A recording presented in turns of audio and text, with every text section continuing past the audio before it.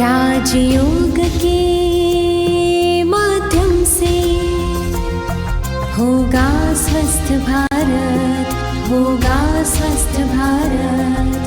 तन मन होगा निरोगी और हर जन होगा सदा खुशहाल।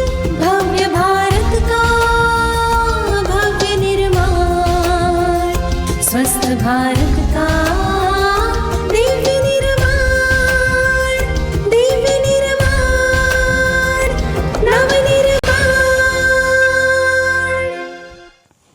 ओम शांति। आज हम एक बहुत ही कॉमन डिसीज़ जो बहुत सारे लोगों में देखा जाता है उसको लेते हैं, और वो है थायराइड। थायराइड के बारे में कुछ जानने की कोशिश करते हैं, कुछ घरेलू उपचार जानेंगे, प्राणायाम कौन से करने चाहिए, कौन से योगासन इसमें फ़ायदेमंद है और क्या खाना चाहिए। तो थायराइड जो है वो एक ग्लैंड है, यहाँ पे होती हैं, और उसका जो शेप है वो तितली जैसा होता है, बटरफ्लाई शेप की ये ग्लैंड होती है। इसका काम क्या होता है? इसका काम होता है कुछ हार्मोन सिक्रीट करना, यानी कि T3 T4 नाम के हार्मोन्स ये सिक्रीट करती है। T3 T4 का काम क्या है? तो शरीर के मेटाबॉलिज्म को रेगुलेट करना, पूरे शरीर की सिस्टम को रेगुलेट करना इसका काम है। तो कितनी बड़ी जिम्मेवारी है थायराइड पे। अब देखो, T3 T4 को कौन रेगुलेट करता है? तो TSH नाम का हार्मोन जो पिट्यूटरी ग्लैंड से निकलता है वो T3 T4 को रेगुलेट करता है। अब इसके डिटेल में नहीं जाते, लेकिन हम जानने की कोशिश करते हैं कि थायराइड में कितने प्रकार के प्रॉब्लम्स हो सकते हैं। तो एक हो सकता है हाइपोथायरॉयडिज्म, दूसरा हो सकता है हाइपरथायरॉयडिज्म। इसके नाम के अंदर ही सारी चीज़ छुपी हुई है। हाइपोथायरॉयडिज्म मतलब उसका जो फंक्शन है वो स्लो डाउन हो जाता है, मतलब वो काम कर रहा है बहुत स्लोली, यानी कि T3 और T4 वो जो सिक्रीट कर रहा था उसका जो प्रोडक्शन है वो कम हो जाता है, कम सिक्रीट करता है, और TSH लेवल जो है वो बढ़ जाता है। इसको कहते हैं हाइपोथायरॉयडिज्म। ये एक एंडोक्राइन सिस्टम का डिसऑर्डर है। अब जानते हैं कि क्या कॉजेज़ हो सकते हैं हाइपोथायरॉयडिज्म होने के। तो सबसे पहला जो कॉज है वो आयोडीन की हमारे शरीर में जब कमी हो जाती है तब हाइपोथायरॉयडिज्म हो सकता है। दूसरा एक कॉज है कि आप बहुत सारी दवाइयाँ ले रहे हैं, बहुत सारी मेडिसिन्स पे हैं, तो उस मेडिसिन में कई मेडिसिन्स ऐसी होती हैं जो एंटी थायराइड होती है, तो वो एक कॉज हो सकता है हाइपोथायरॉयडिज्म या हाइपरथायरॉयडिज्म के लिए। तो तीसरा एक बहुत मेजर कॉज है और वो है स्ट्रेस। देखो ये स्ट्रेस कितना हमें नुकसान करता है। स्ट्रेस एक मेजर कॉज है, और ज़्यादातर लोगों में थायराइड की जो प्रॉब्लम होती हैं उसमें यही कॉज पाया गया है कि कुछ न कुछ चिंता थी, बहुत स्ट्रेस ले लिया था, बहुत ज़्यादा पूरा दुनिया का बोझ ले लिया और फिर ये बीमारी आ गई। इसलिए स्ट्रेस एक बहुत बड़ा मेजर रीज़न हो सकता है हाइपोथायरॉयडिज्म के लिए। देखिए हमारे शरीर में जो हमारी हार्मोनल सिस्टम है उसका सारा कंट्रोल कहाँ होता है? हमारे ब्रेन में होता है। अब ब्रेन पे आप इतना स्ट्रेस लेके उस ब्रेन को आप इतना स्ट्रेस दोगे तो क्या होगा? फिर वो हार्मोनल सिस्टम भी इम्बैलेंस हो जाएगी ना। तो ये सारा खेल यहाँ से है। बहुत सारी बीमारियाँ ऐसी हैं जो साइकोसोमेटिक है। बहुत ज़्यादा स्ट्रेस ले लिया, कहीं गांठ हो गई, बहुत सारा स्ट्रेस ले लिया, थायराइड की प्रॉब्लम हो गई, माइग्रेन हो गया, कैंसर हो गया, बहुत सारी चीज़ें। तो स्ट्रेस एक बहुत मेजर फैक्टर है थायराइड की प्रॉब्लम होने का। अब अगर बात करें कि हाइपोथायरॉयडिज्म में क्या क्या सिम्टम्स देखे जाते हैं, तो व्यक्ति का वज़न बढ़ जाता है, भूख कम लगती है, वज़न बढ़ जाता है, स्वभाव में बहुत चिड़चिड़ापन आ जाता है, नेचर बहुत ही इरिटेटिंग नेचर हो जाता है उसको बहुत फटीगनेस फील होता है, टायर्ड फील होता है, कमज़ोरी जैसे आ जाती हो ऐसे लगता है, बीपी लो लगता है, बल्जिंग आइज़, कॉन्स्टिपेशन होना, पीरियड्स में अनियमितता आती हैं बहनों को। इसके अलावा याददाश्त जो है वो कमज़ोर हो जाती है। हम कई चीज़ें भूल जाते हैं, बार बार भूल जाते हैं, यहाँ रखी थी भूल गए, ये वहाँ रखी थी भूल गए, बहुत सारी चीज़ें भूलना शुरू हो जाती हैं। तो याददाश्त के रिलेटेड भी प्रॉब्लम्स आती हैं। और बहुत मेजर समस्या जो बहनों को बहुत परेशान करती है वो है थायराइड में बाल झड़ जाते हैं, बहुत झड़ते हैं। तो बाल झड़ना भी एक सिम्टम है। कई लोगों को कॉन्स्टिपेशन होता है, फिर मूड स्विंग होता है। तो ये सारे सिम्टम जो है वो हाइपोथायरॉयडिज्म के हैं। अब मॉडर्न मेडिकल साइंस क्या कहता है कि आप बस थायराइड की ये जो दवाई है वो लेते रहो, इसका और कोई इलाज नहीं है, आपको बस दवाई लेते रहना है। लेकिन ये सच नहीं है। बहुत ऐसे लोग हैं जिन्होंने योग, प्राणायाम और डाइट से अपने थायराइड की समस्या को दूर किया है। So it's reversible, trust me, it's reversible. ऐसा नहीं है कि आपको पूरी ज़िंदगी इसकी दवाई लेते रहना है। ये रिवर्सेबल है। आपको बस अपनी लाइफस्टाइल ठीक करनी है। जिसकी नींद भी ठीक नहीं है ना, जिसका स्लीप मैनेजमेंट ठीक नहीं है, उसको भी ये चीज़ हो सकती है। सो बस अपनी लाइफस्टाइल को ठीक करना है और कुछ डाइट ठीक करना है, इससे ही ठीक हो जाएगा। दवाइयाँ लेने की भी फिर ज़रूरत नहीं पड़ेगी। क्योंकि क्या है कि दवाइयों की ही कितनी साइड इफ़ेक्ट होती हैं। देखो, हीट सेंसिटिविटी, फिर स्वेटिंग ज़्यादा होना, हार्ट बीट फास्ट हो जाना, शेकीनेस आना, कंपन आते हैं, फिर वाइटल न्यूट्रिशंस जो हैं उसमें डेफिशिएंसी आ जाती हैं। ये सारी साइड इफ़ेक्ट्स हैं इसके मेडिसिन्स की। तो एक चीज़ ठीक करने जाए 10 चीज़ ख़राब कर देती हैं। तो ऐसी मेडिसिन्स क्यों लेनी जब नेचुरल रीति से ठीक हो सकता है। तो सबसे पहले हम जानते हैं कि कौन से योगासन है वो हमारे इस प्रॉब्लम में हमें फ़ायदेमंद है। तो सबसे पहला जो आसन है वो है सिंहासन, दूसरा है सर्वांगासन, तीसरा है हलासन, चौथा है उष्ट्रासन, पांचवा है मत्स्यासन और छठा है सेतुबंधासन।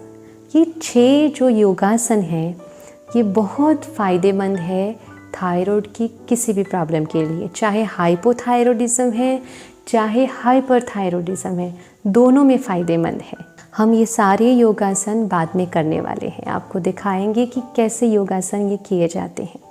अच्छा, इसके अलावा neck rotation, neck side to side exercise, up and down exercise, हम नेक मूवमेंट भी कर सकते हैं, नेक एक्सरसाइज कर सकते हैं। फिर कौन सी प्राणायाम करनी चाहिए थायराइड प्रॉब्लम में, तो एक है बहुत रामबाण इलाज, उज्जय प्राणायाम, बहुत फ़ायदेमंद है। एवरीडे जो करेगा ना ये, तो मैक्सिमम 3 महीने में तो बहुत ज़्यादा फ़र्क पड़ जाता है। तो उज्जय प्राणायाम करें, अनुलोम करें, भ्रामरी करें, ये 3, और कपालभाति करें।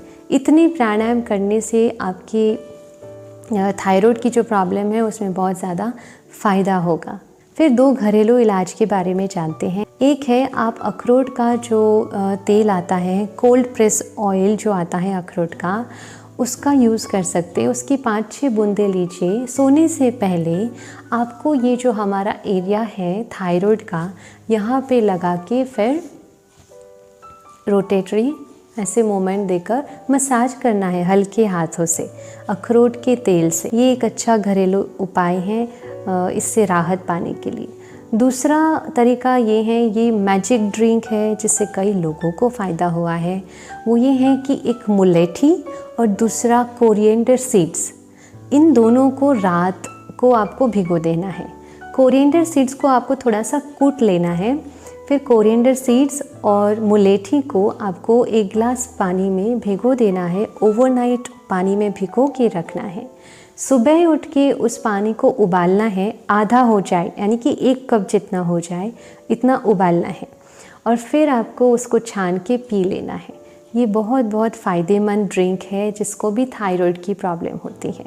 फिर आपको खाने में क्या लेना है, तो क्योंकि हाइपोथायरॉयडिज्म है अर्थात आपके शरीर में आयोडीन की कमी है, तो आप आयोडीन वाला खाना खाइए। Kale, banana, organic potatoes, strawberries, whole grains, ये सारा जो है आयोडीन वाला खाना है जो आप खा सकते हैं। इसके साथ साथ कोकोनट स्लाइस आप ले सकते हैं, lemon water, lemon and salt water आप ले सकते हैं। यहाँ एक और बात ऐड करना चाहूँगी कि जो आप सॉल्ट यूज़ कर सकते हैं उसमें भी रिफाइंड सॉल्ट यूज़ मत कीजिए।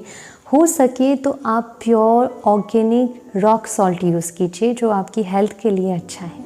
अच्छा, और क्या नहीं खाना है हमें, तो बंद गोभी जो आती है, पत्ता गोभी आती है, उसको पकाकर नहीं खाना है। दूसरा, फुल गोभी को भी नहीं खाना है, राजमा नहीं खाना है, ब्रेड नहीं खानी है, पास्ता नहीं खानी है, कोई भी प्रिजर्वेटिव आइटम्स नहीं खानी है, फ्रिज का पानी नहीं पीना है, soya chunk, package fruits, non veg, तली हुई मसालेदार चीज़ें, ये सब हमें अवॉइड करना है। आप प्रोटीन रिच फूड ले सकते हैं, कार्बोहाइड्रेट वाला खाना खाइए, जैसे कि मिलेट्स हैं। मिलेट्स में बहुत अच्छे कार्बोहाइड्रेट का प्रमाण ज़्यादा होता है, तो आप कार्बोहाइड्रेट वाला खाना खाइए। अच्छा, एक और चीज़ है, थायराइड में पत्ता गोभी नहीं खाते हैं, लेकिन यहाँ मैं एक चीज़ क्या कहेंगे, एक ऐसी चीज़ है जो शायद आपने पहले नहीं सुनी होगी। पत्ता गोभी अगर कच्ची खाई जाए तो थायराइड ठीक करता है, लेकिन पत्ता गोभी अगर पका के खाई जाए तो थायराइड को बढ़ाता है। इसलिए आप ये ट्राई कर सकते हैं, कच्ची पत्ता गोभी सलाद में खाएंगे तो थायराइड नहीं होगा। आप पका कर खाएंगे तो बट ऑब्वियस बढ़ेगा, तो आप कच्ची खा सकते हैं। इनफैक्ट आपको गले की कोई भी प्रॉब्लम है, आप कच्ची कैबेज खाएंगे, पत्ता गोभी खाएंगे तो उससे फ़ायदा होगा। कफ बहुत ज़्यादा हो जाता है ना जिनको, उनको भी कैबेज कच्ची खाने से कफ जो है वो सारा निकल जाएगा। दूसरा, प्लास्टिक की बोतल का पानी नहीं पीना है, प्लास्टिक बॉटल्स ही यूज़ नहीं करनी है, अपनी हेल्थ के लिए वो ठीक नहीं है। नॉन स्टिक यूज़ नहीं करना है, आप ब्रास के बर्तन यूज़ करो, आप मिट्टी के बर्तन यूज़ कीजिए, वो हमारी हेल्थ के लिए अच्छे हैं।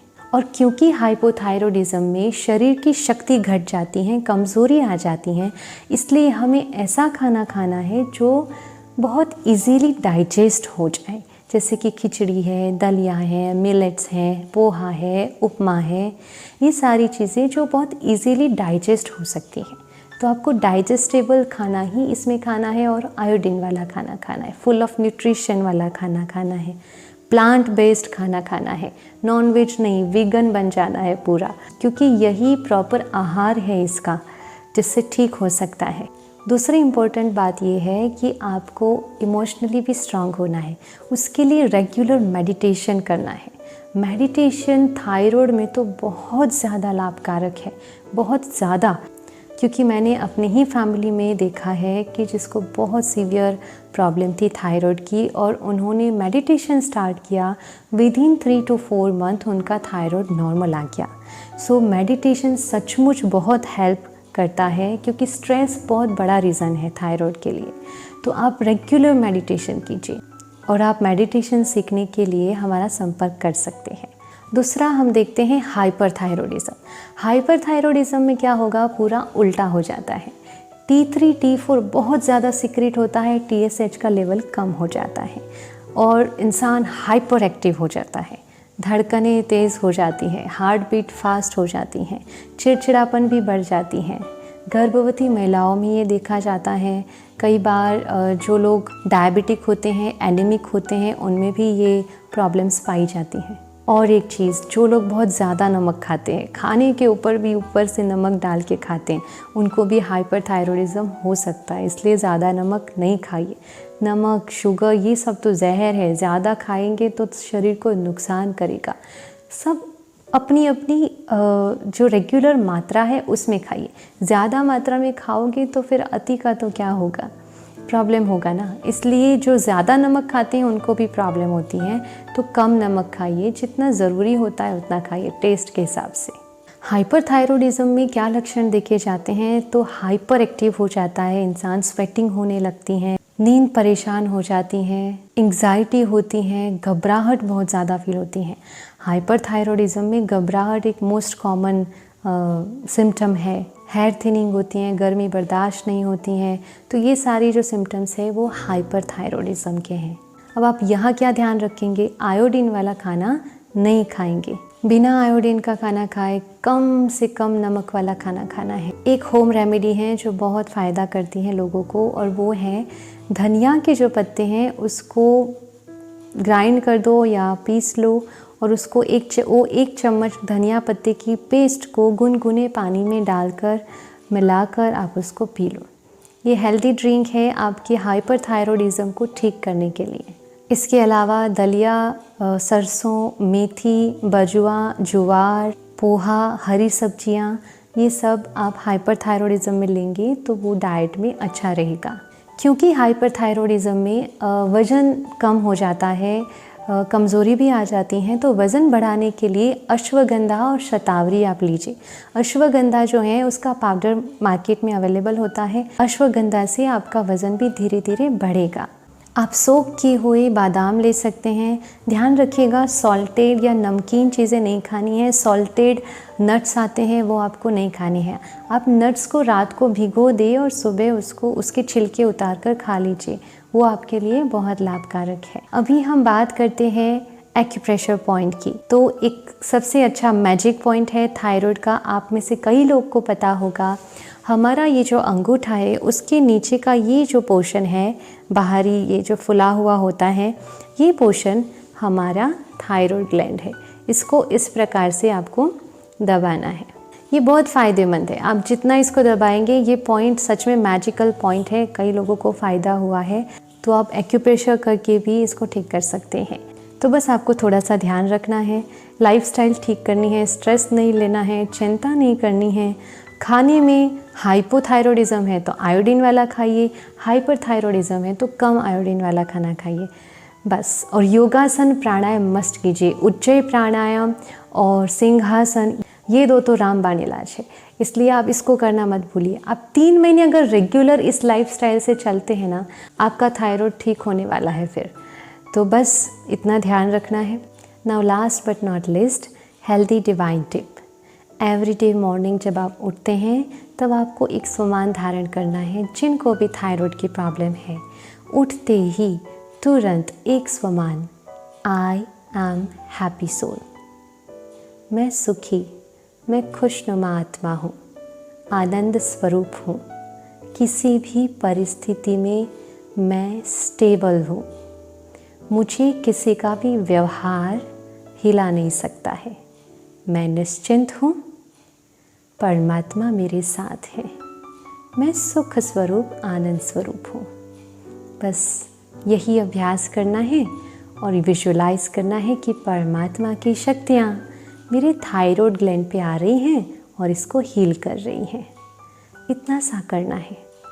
बहुत बड़ा मैजिक होगा अगर आप सच्चे दिल से एवरीडे योगासन, प्राणायाम और डाइट के साथ इसका अभ्यास करेंगे। अच्छा, आज के लिए इतना ही। कल फिर से मिलते हैं नई स्वास्थ्य चर्चा के साथ। ओम शांति, शुक्रिया।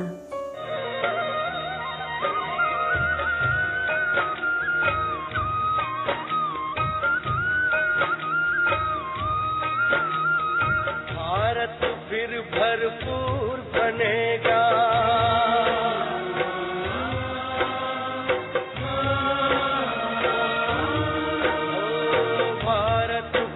भरपूर बनेगा, कोई नहीं कमी होगी। हीरों से आकाश भरा, मोती से भरी जमीन होगी। भारत फिर भरपूर बनेगा।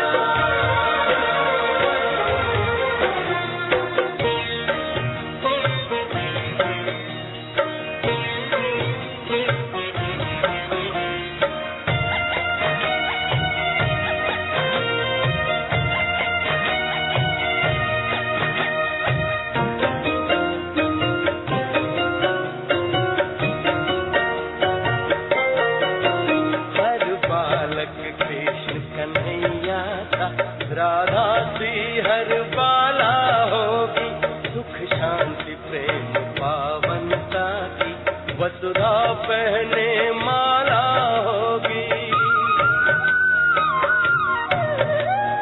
हर बालक कृष्ण कन्हैया सा, राधा सी हर बाला होगी, सुख शांति वसुधा पहने माला होगी। नर होंगे श्री नारायण और नारी श्री लक्ष्मी होगी। नर होंगे श्री नारायण और नारी श्री लक्ष्मी होगी।